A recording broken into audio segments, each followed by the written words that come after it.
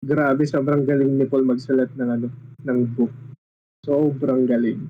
What's up mga pinagpala? Kung hindi ka pa nakasubscribe sa channel na to, click mo na yung subscribe button. Libre lang naman yan. Kung meron kang mga opinion, pwede mo rin ilagay yan sa comment section. Ang ginagawa nun, sinasabi mo sa YouTube na gusto mo yung mga ganitong klase ng usapan. At ang ginagawa naman sa akin, nalalaman ko kung ano pa yung mga gusto mong klase ng usapan. Regarding this topic na to, sa tingin mo, ano yung mga common na mga misunderstanding ng mga tao kapag narinig to? Yung election based on foreknowledge. Based sa studies mo na lang din, sa Ayan, research mo, ano yung mga tingin mo ng mga common na misunderstanding ng mga tao dito? ayan, yung misunderstanding. Kasi medyo na-focus dun sa predestination. That Mm. God predestined. So, ayun, talagang may pinili si God. Pero ang question, sino ba yung mga pinili ni God? Ayun yung ano, yung laging misconception. Tapos, nami-miss out yung essence ng buong Book of Romans. Mm. And I appreciate yung panel nga dun sa, ano, sa school ko. Very ito yung isa sa mga favorite niya na doctrine. Sabi niya, ano, I suggest we study the Book of Romans and then include it on the thesis. So, ano ko siya, dinisect ko siya. Grabe, sobrang galing ni Paul magsulat ng, ano, ng book. Sobrang galing. So, very, ano, naka-format.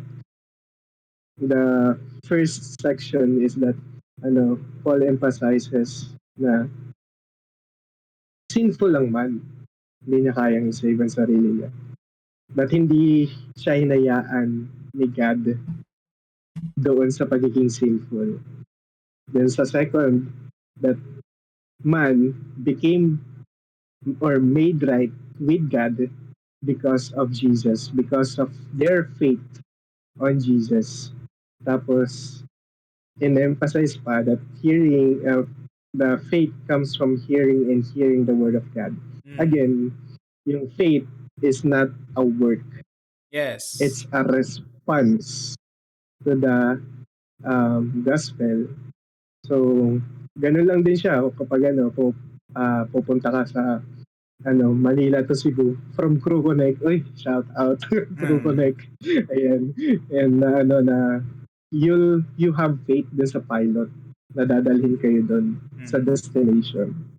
So Yeah. it's wala ka namang ginawa and all, pero you have faith on the pilot. The same thing, you're putting your faith doon kay Jesus Christ. Yeah. Sabi nga sa John 3:16, ito lagi ko sinasabi yun sa ano sa evangelism na yung word na believe doon is not just pananampalataya or faith. It's pisteo in Greek, meaning you are fully entrusting your life to Jesus Christ Mm. as He also give His 100% life to you on the cross. Mm. So, ganun yung ano, yun yung sinasabi doon. And then, pumunta si Paul nga dun sa predestination. Diba? So, Yeah. doon ko na-understand na, okay, so, man are sinful.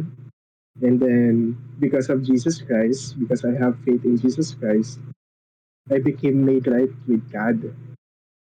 So, doon sa, ano, sa predestination, in His foreknowledge, diba sabi? Ibig Mm. sabihin, Sa ano from to, no? ano the past Sa pala 9? Chapter 9?